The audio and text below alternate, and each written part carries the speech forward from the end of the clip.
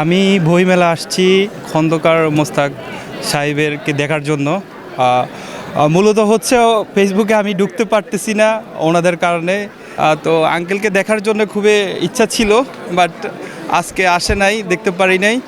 কিন্তু বর্তমান যে পরিস্থিতি, আসলে ভালোবাসা যার ব্যক্তিগত ব্যাপার, ব্যক্তিগত দিক থেকে আসে, কিন্তু আমাদের মতন এরকম অনাথ শিশুগুলাকে এভাবে বুকে আঘাত দিয়ে উনি একটা কচি মুরগি বিয়ে করবে, এটা এটা ভাই আমরা মেনে নিতে পারতেছি না। এটা ভাই এটা এটা হচ্ছে ভাই টাকাই সব ভাই। ভালোবাসা এখনকার দিনে বলতে কিছু নাই। এখনকার দিনে মেয়েরা চিনি বাবা ড্যাডি সুগার বলতে তাদেরকে পছন্দ করে, আর কয়দিন পরে মারা যাবে, তারপর তাদের সব কিছুই।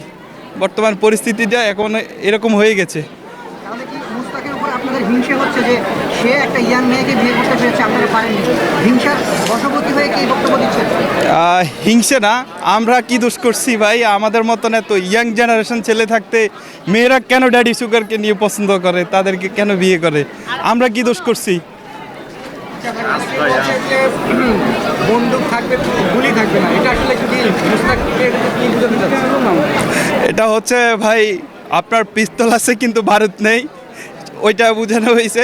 যারা লিজেন্ড তারা বুঝে গেছে। সো মেয়েদেরকে বলছি, আসলে ভাই কি বলবো, ড্যাডি সুগারদেরকে সবাইকে অ্যাভয়েড করে চলে আমাদের মতো ইয়াং জেনারেশনকে খুঁজতে থাকো। আর ভাই কি বলবো, আমার লাভ লস হিসাব করে লাভ নেই, জীবনটা লস ওনার কারণে।